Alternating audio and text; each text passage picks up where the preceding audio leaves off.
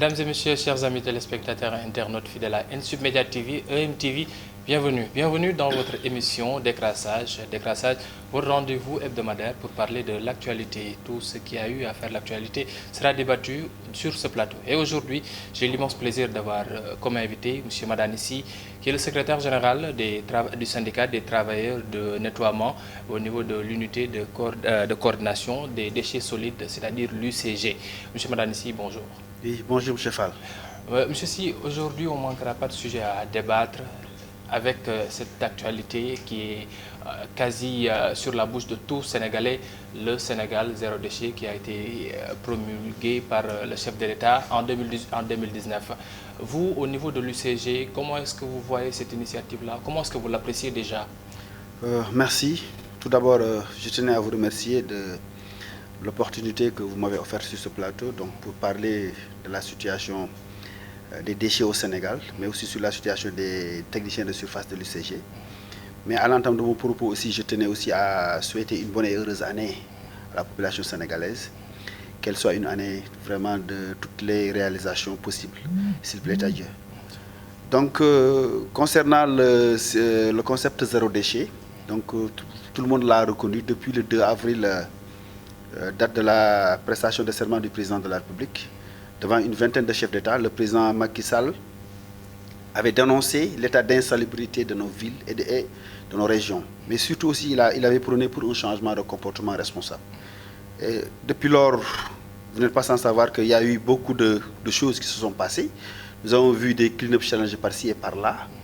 Bon, d'autres personnes qui ne sont pas mues pour la propriété de la capitale, ce qui les intéresse souvent, souvent c'est des politiciens qui sont là, qui appuient le chef de l'État, ou bien ils ne sont là que pour l'argent du contribuable sénégalais, pour certains, mais je ne dis pas la plupart. Or qu'il y a des jeunes ou bien des associations de quartier vraiment qui ont compris le message du président de la République, qui sont venus en appoint aux techniciens de surface pour aujourd'hui avoir un cadre de vie sain et attrayant. Et il faut le dire que le zéro déchet ne doit pas être un slogan. Le zéro déchet, c'est une vision futuriste. C'est des stratégies à court, moyen, long terme. C'est des moyens humains, c'est des moyens financiers, mais aussi c'est des moyens matériels. Et nous, on ne peut pas concevoir qu'il y ait tous ces moyens-là et que la ville soit toujours sale. Bon, quelque part, il y a une certaine indiscipline notoire caractérisée d'une certaine frange de la population qui ne cesse de dégrader chaque jour le cadre de vie.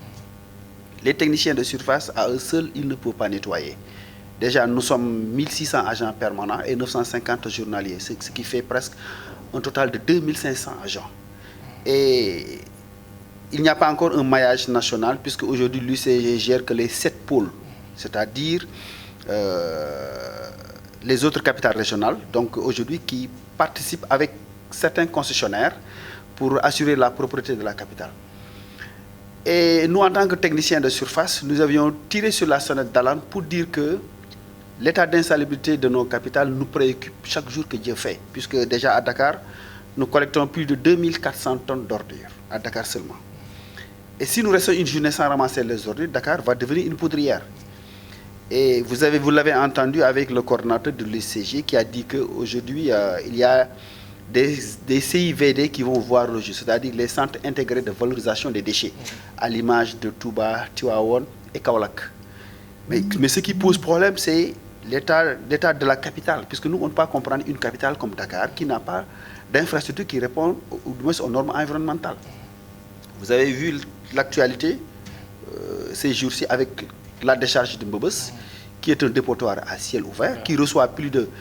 il y a 3500 récupérateurs qui sont là-bas, qui gagnent en moyenne presque 14 millions par mois.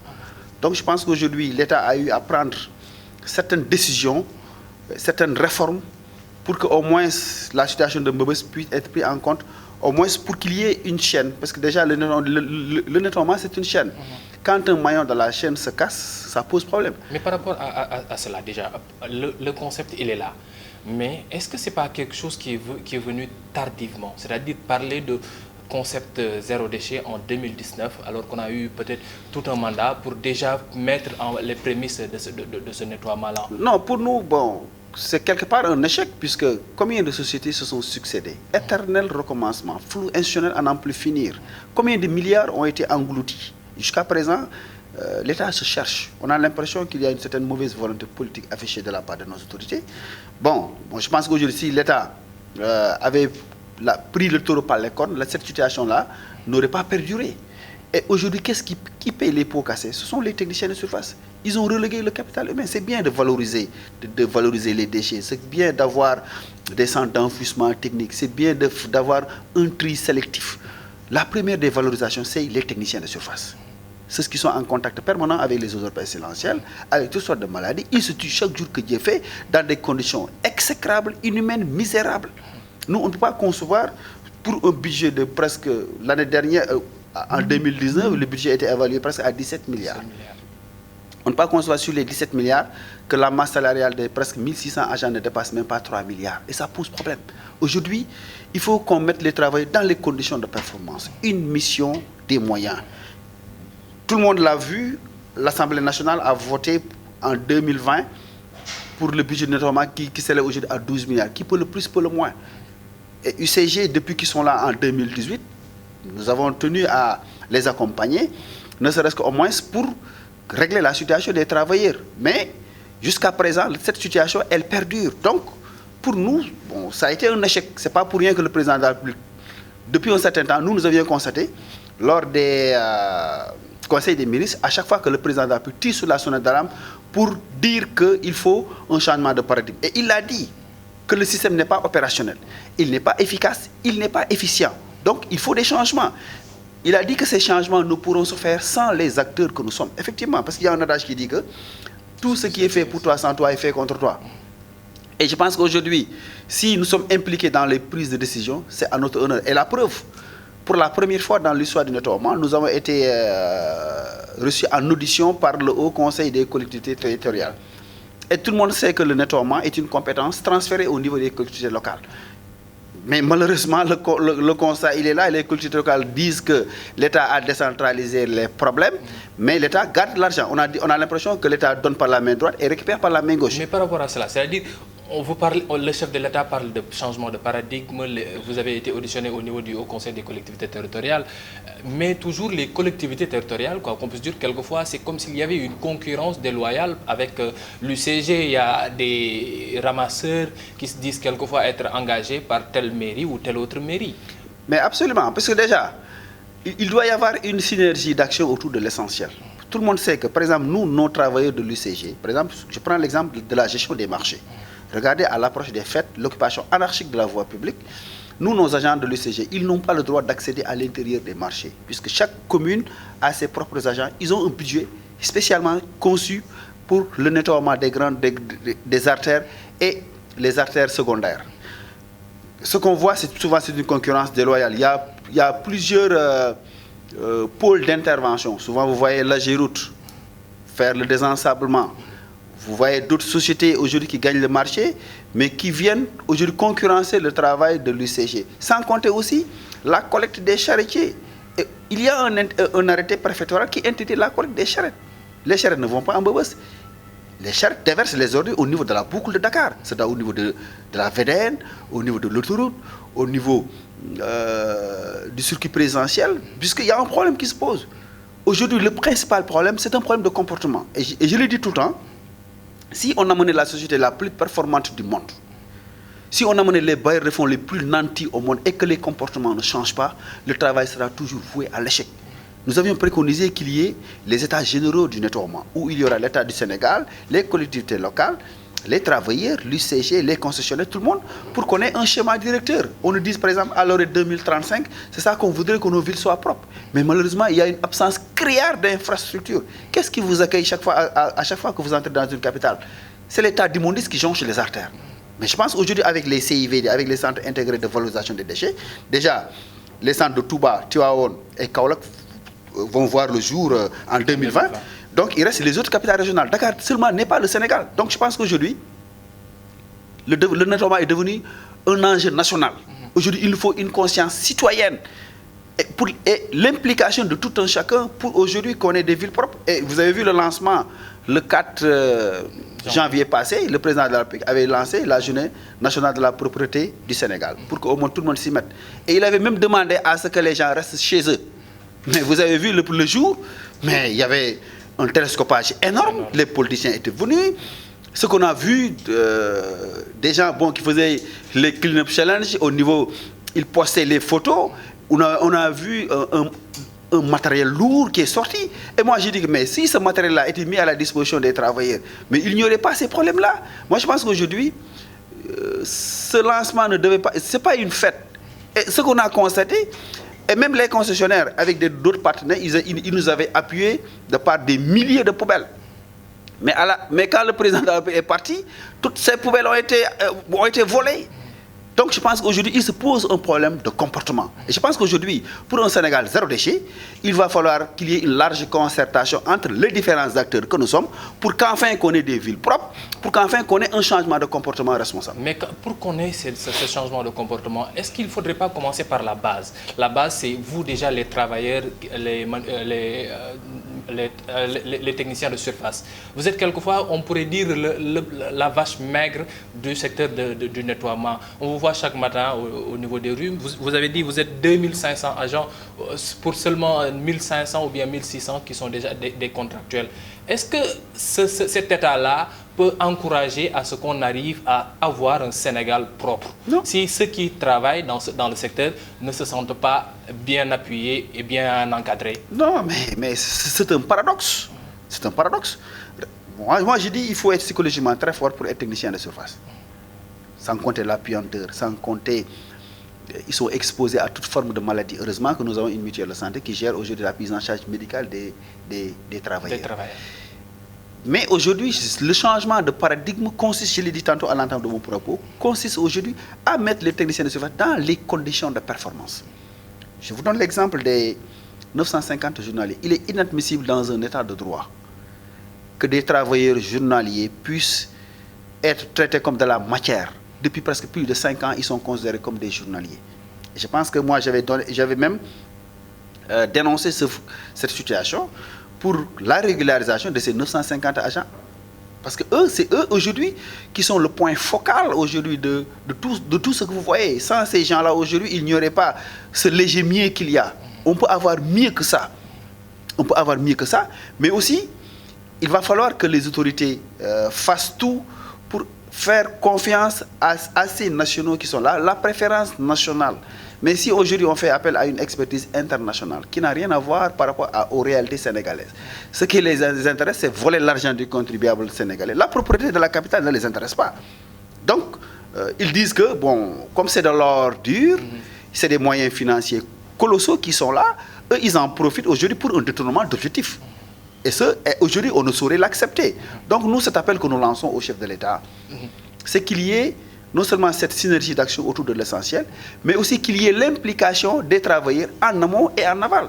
Et aujourd'hui, cette expertise que nous avons doit servir à ces autorités pour enfin que le zéro déchet puisse être une visibilité et non pas une utopie. Vous l'avez dit, chaque jour, vous prenez plus de 2400 tonnes d'ordures au niveau de Dakar, qui sont déversés au niveau de Bobos. Mais dans chaque recoin de la capitale, on voit des décharges sauvages. Est-ce que ce sera facile pour vous de lutter contre ces gens-là, c'est-à-dire les charretiers, mais aussi des tricycles qui commencent déjà à s'insérer dans le ramassage, quand on sait, comme vous l'avez dit, que c'est de l'or dur, ces ordures-là qui peuvent financer ou bien sortir beaucoup d'argent? Ce ne sera pas facile du jour au lendemain. Chaque fois, les gens prennent exemple sur Kigali. Mais c'est 20 ans d'expérience et d'expertise. Il y avait le génocide là-bas. Comment ils ont fait? Est-ce que c'est le bon exemple aussi? Est-ce que le comportement et l'histoire du Rwanda doivent servir d'exemple? Mais c'est un mauvais exemple pour nous, Sénégalais. Eux, ils sont venus s'enquérir du modèle Sénégal en 92 avec l'avènement du Set-Setal. L'avènement du Set-Setal avait fait tache d'huile partout dans le monde. Eux, ils sont venus ici. Il y a une volonté affichée qui s'est fait qu'aujourd'hui, les populations ont appuyé l'État. Mais aujourd'hui, il y a du maté, les gens font du n'importe quoi. Ils pissent dans les rues, ils jettent les ordures dans les rues, en pleine rue, au vu et au su de tout le monde. Où sont les codes qui ont été votés? Il y a le code de l'hygiène, le code de l'environnement, le code des collectivités locales, le code qui interdit les déchets plastiques. Et tout récemment, nous avons appris qu'il y a une autre loi qui va être votée pour tous ceux qui pissent en pleine rue, hein, qui déversent les ordures ou bien qui nettoient et qui déversent aussi les gravats en pleine rue. Donc je pense que cette indiscipline notoire caractérisée d'une certaine frange de la population doit cesser. pour non seulement avoir une visibilité, mais aussi permettre à tous ces acteurs de tirer leur épingle du jeu. Et cette concurrence déloyale, c'est-à-dire les charretiers, les tricycles, qui commencent à faire aussi dans le ramassage et la gestion de l'ordure. Si on peut parler de gestion aussi. Mais je pense que déjà, avec ces gens qui viennent en appoint, je pense qu'il faut les organiser. Déjà, vous regardez la banlieue. Souvent, c'est des zones qu'on appelle des zones de pré-collecte. C'est des problèmes d'assainissement, c'est des problèmes de schéma d'organisation. Le véhicule, souvent, les véhicules ne peuvent pas accéder à l'intérieur des quartiers. Bon, ce qu'ils font appel maintenant à des associations de quartier avec les groupements féminins, les charretiers, pour prendre les ordures à l'intérieur des quartiers et les mettre au niveau des grandes artères. Je pense que déjà, il faut les organiser. Mais il y a aussi une absence de bacs à ordures.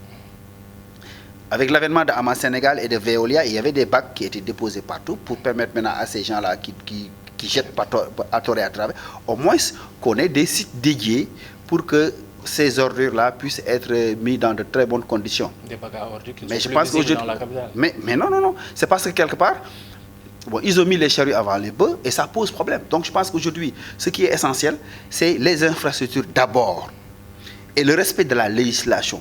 Ils ont utilisé la carotte, ça n'a pas marché. Aujourd'hui, il faut faire de la répression. Je pense qu'aujourd'hui, avec ces amendes-là, il y aura un changement de comportement. Vous avez vu comment ils ont fait avec la loi concernant les pédophiles et les viols. Et je pense que pour criminaliser tout ça, mais aussi, il faut criminaliser aussi ceux qui dégradent le cadre de vie chaque jour que Dieu fait. Donc je pense qu'aujourd'hui, Dakar étouffe, nos capitales étouffent. C'est parce qu'aujourd'hui, personne ne veut cohabiter soit avec un centre d'enfouissement technique, avec un centre de transfert, ou bien avec une usine de traitement. Et je pense qu'il est de la responsabilité de l'État de trouver des sites dédiés pour nous permettre aujourd'hui d'évacuer les ordures, puisque les ordures, nous, on ne les mange pas, on ne les met pas dans nos poches, on ne les boit pas. Donc je pense qu'aujourd'hui, il va falloir cette grande cohésion sociale autour de l'essentiel pour lutter vraiment contre l'insalubrité vraiment de nos capitales. Chers amis téléspectateurs et internautes, vous suivez votre émission Décrassage et nous avons comme invité M. Madane ici, qui est le secrétaire général du syndicat des travailleurs du nettoiement des sites. C'est le souci principal. Mbebes, on a entendu le ministre de l'Urbanisme, Abdou Fofana, dire à un moment donné qu'on allait fermer Mbebes. Après, revenir pour dire qu'on allait essayer d'encadrer Mbebes. Mbebes, à lui seul, est-ce que Mbebes suffit? Est-ce qu'il ne faudrait pas avoir autre chose que Mbebes? Mais il faut avoir d'autres sites, parce que vous l'avez tous entendu, au lieu de délocalisation, ils disent maintenant la restructuration. Mbebes va être restructuré. Vous avez entendu, quand le ministre a visité ce site, ils ont dit que bon, Mbebes va être fermé, puisque Mbebes est dans une zone poreuse.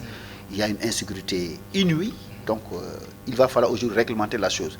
Clôturer Mbebes, ils vont mettre un poste de police là-bas, ils vont aussi mettre un dispensaire et aussi interdire maintenant ceux qui enfument aujourd'hui la décharge. Déjà, vous voyez, ces zones impactées comme Kermassar, Boun, Yembel, Malika, c'est des zones vraiment impactées. Donc je pense qu'aujourd'hui, il va falloir créer d'autres sites.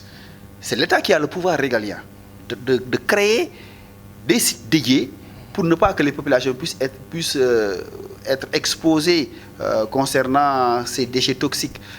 Et les gens disent que Mbebes est devenu une bombe écologique. Mbebes est dans une zone marécageuse. C'était un lac qui était là-bas. C'est depuis 1968. Donc plus de 50 ans après, si les gens parlent de Mbebes, c'est parce que quelque part, l'État a un problème. Je pense qu'aujourd'hui, il faut une large concertation entre les différents acteurs. Nous, ce qu'on préconise, c'est qu'il y ait cette concertation, puisque nous ne voudrions pas que les problèmes d'Ama Sénégal avec le centre d'enfouissement technique de Sindia, vous l'avez vu, il y a eu des problèmes là-bas, puisque les populations se sont rebellées pour dire qu'elles ne veulent pas cohabiter avec un centre d'enfouissement technique. Donc, il y a eu une mauvaise communication qui a fait qu'aujourd'hui, les travaux sont à l'arrêt. Même les véhicules et tout le matériel qui était là-bas, les travaux sont à l'arrêt. Et donc, je pense qu'aujourd'hui, ça n'honore pas ce pays.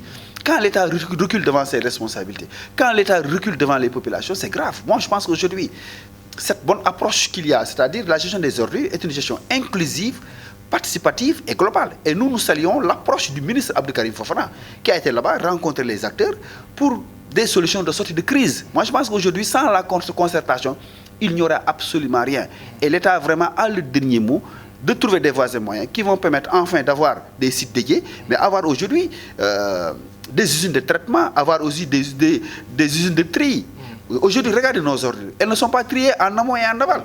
Même le tri sélectif, ça pose problème. Déjà, certaines populations... Est-ce que le Sénégalais lambda ne devrait pas commencer, on ne devrait pas commencer par faire savoir au Sénégalais lambda tel déchet il faut mettre comme ça, tel autre déchet il faut le mettre là-bas. Est-ce que ce n'est pas la première leçon qu'il faudrait faire pour qu'il y ait ces centres de tri pour nos ordures? Mais la première des leçons, c'est dès le bas âge, à l'école maternelle, apprendre aux enfants comment trier. Qu'est-ce que ça veut dire les ordures ménagères, les ordures non ménagères, les ordures chimiques, biochimiques, gravats et tout, les ordures solides et liquides. Donc je pense que c'est en amont et en aval. Nos populations aujourd'hui ne savent même pas faire la différenciation entre ces types d'ordures. Même là où on met les ordures, c'est des ordures.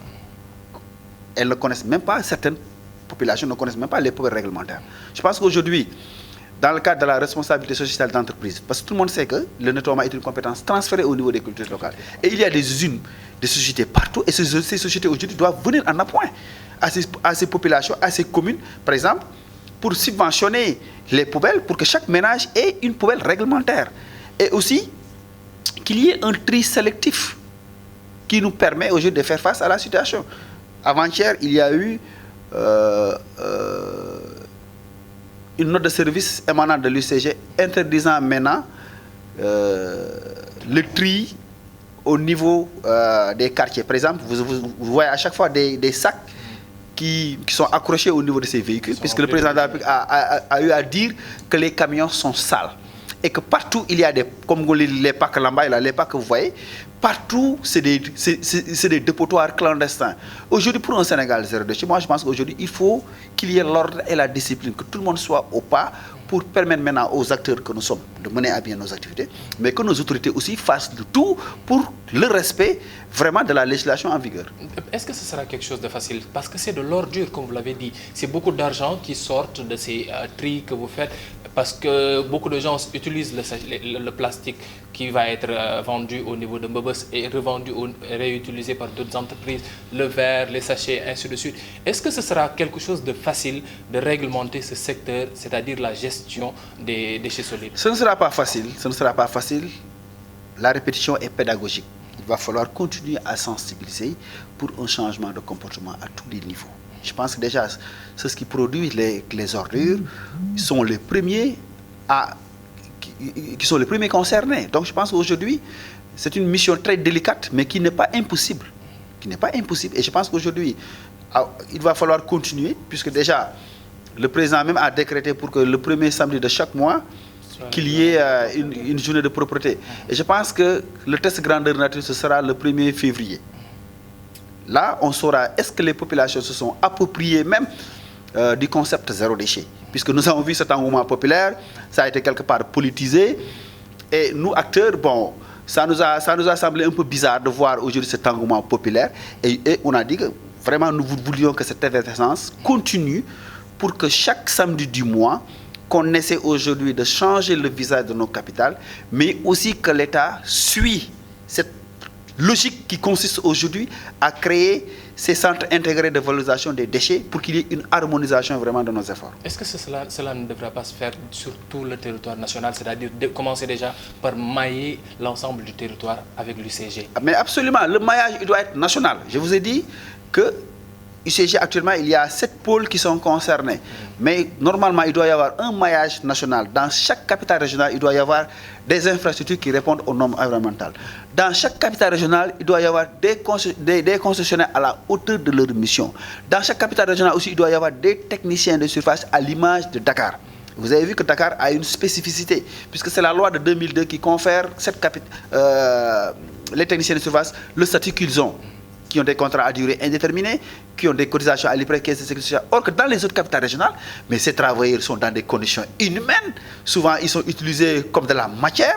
Donc, souvent, c'est des contrats de mission. Et je pense qu'aujourd'hui, il faut réguler le secteur de par l'application immédiate et sans condition de la convention collective du nettoiement. Nous, on ne peut pas concevoir une convention qui a été signée depuis en 2014 par l'État du Sénégal.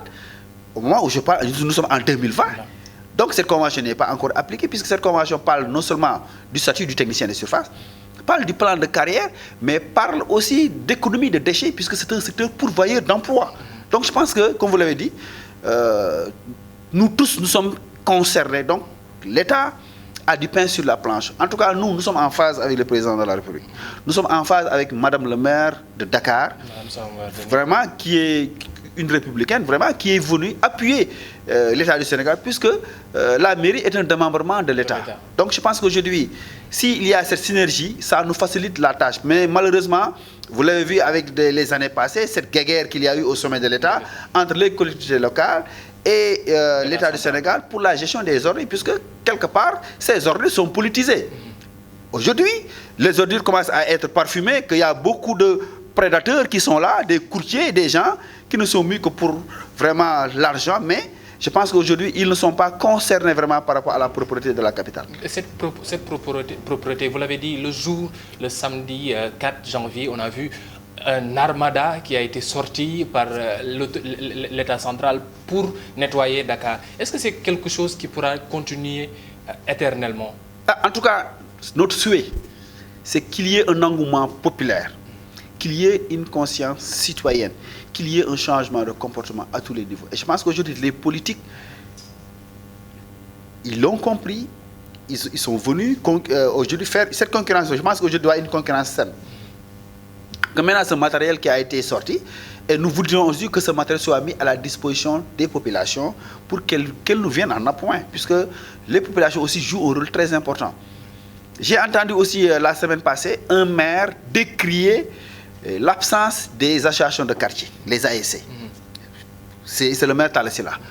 Moi, je me suis posé la question à savoir, est-ce qu'il y a eu une communication en amont et en aval? Et tout le monde sait qu'aujourd'hui, ces associations de développement sont aujourd'hui le bras armé des populations et des mairies. Bon, si aujourd'hui il y a un problème, les gens ne viennent pas en appoint. Moi, je pense qu'aujourd'hui, ce n'est pas seulement le sport dans le mouvement navétane, c'est des associations sportives, culturelles et environnementales. Je pense que moi, l'appel que je lance aux ASC, c'est de venir en appoint aux collectivités locales, aux populations, aux travailleurs de l'UCG, pour qu'enfin qu'on ait des villes propres, pour qu'enfin vraiment que Dakar montre, ou bien les capitales régionales montrent vraiment un visage radieux. Là, on pourra dire que le Sénégal vraiment est en train d'atteindre sa vitesse de croisière. Donc au Sénégal zéro déchet, on peut passer de l'utopie, on peut espérer passer de l'utopie à la réalité. Absolument, à condition qu'il y ait un changement de comportement à tous les niveaux. Sans le changement de comportement, ce sera toujours un rêve. Les gens vont parler, bon, ils disent que bon, les gens là, ils ne font que parler, ils vont faire du saupoudrage, bon, mais ça, en tout cas, ça n'honore pas ce pays. Moi, je pense qu'aujourd'hui, cette dynamique unitaire qu'il y a eu avec l'État du Sénégal, en tout cas, nous osons espérer, avec tous ces moyens qui ont été dégagés le 4, si ces moyens sont renouvelés chaque samedi du mois, j'ose espérer qu'on aura en tout cas des villes propres. Est-ce que la lutte aussi ne devrait pas concerner le dépôt qu'il y ait des dépôts d'ordures un peu partout? Parce que aussi nettoyer et laisser le vide comme ça, la nature a horreur du vide, comme on a l'habitude de le dire aussi. Mais absolument, puisque déjà le 4, nous avions décrété 48 heures. Le dimanche, il n'y a eu personne. Il n'y a eu que les travailleurs du lycée. Moi, j'étais au niveau de la Médina, à la rue 25, angle 26. C'est des tas de sable qui ont été déposés au niveau des grandes artères. Je pense que nous, notre mission consiste à nettoyer, à collecter les ordures. Heureusement qu'il y a eu certains concessionnaires qui ont compris la mission, qui ont amené le matériel lourd pour que le désensablement puisse se faire dans les règles de l'art. Je pense qu'aujourd'hui, il faut qu'il y ait cette grande synergie, cette grande cohésion pour que les associations aujourd'hui qui font du CERCETAL, aujourd'hui, qu'ils soient en parfaite intelligence avec l'UCG. Pour déjà, nous avons mis en place 2 brigades.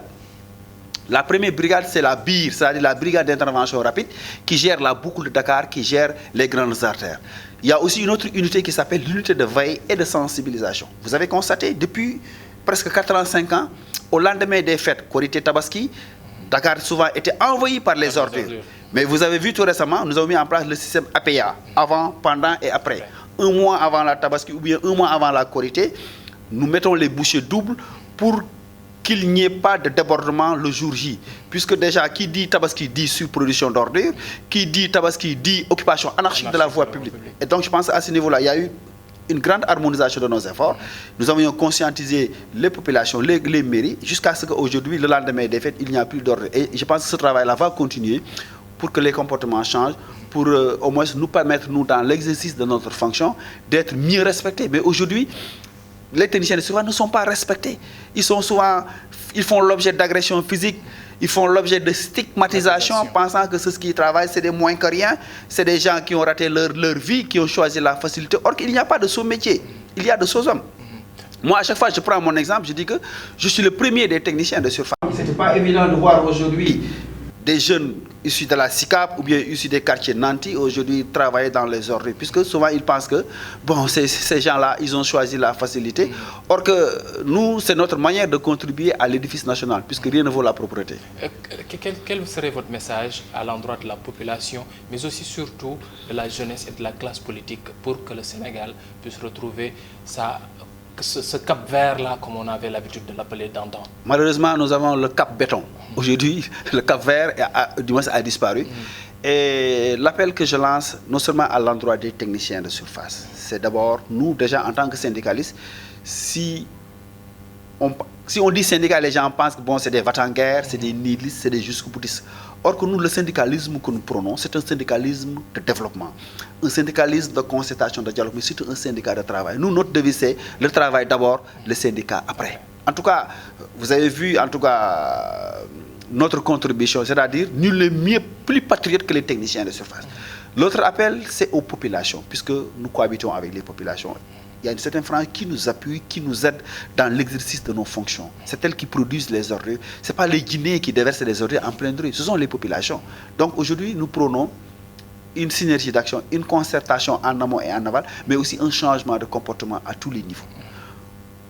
Concernant maintenant les politiques, l'État a la mission régalienne. Nous voudrions aujourd'hui que ce cadre de concertation qu'il y a entre les mairies et l'État, que cela puisse aujourd'hui bénéficier aux techniciens de surface. Puisque si il y a eu cette accalmie, cette harmonisation, c'est parce que quelque part, il y a eu un esprit de dépassement. Et je pense qu'aujourd'hui, l'État du Sénégal a la mission non seulement de régler la situation des techniciens de surface, de les mettre dans les conditions de performance, une mission des moyens, mais aussi d'assurer la propriété de la capitale en ayant des infrastructures qui répondent aux normes environnementales. Mais aussi de créer ce grand cadre de concertation pour permettre aujourd'hui de pérenniser nos actions, mais aussi de maintenir nos capitales propres. Et pour qu'enfin, que les investisseurs puissent venir au Sénégal, puisque le Sénégal ne pourra jamais émerger dans la saleté. Le Sénégal n'émergera jamais tant qu'on est en train de fouler au pied la législation du travail. Donc je pense qu'aujourd'hui, j'en appelle au sens de la responsabilité de tout un chacun pour qu'il y ait cette cohésion sociale, pour qu'il y ait cette grande harmonisation, pour qu'enfin, qu'on puisse dire Dakar et maintenant comparé, comme disait le président Léopold Sédar Senghor. Merci beaucoup, merci beaucoup, chers amis téléspectateurs fidèles à N-Sub Média TV. Cette émission tire à sa fin et comme vous l'avez compris, tout ce qui se fera pour vous devra se faire avec vous. Et si vous ne descendez pas dans les rues pour appuyer l'UCG, pour nettoyer les artères de la capitale, il sera toujours aussi sale et cela nuira à tout un chacun. Merci, à bientôt et bonne suite des programmes sur N-Sub Média TV.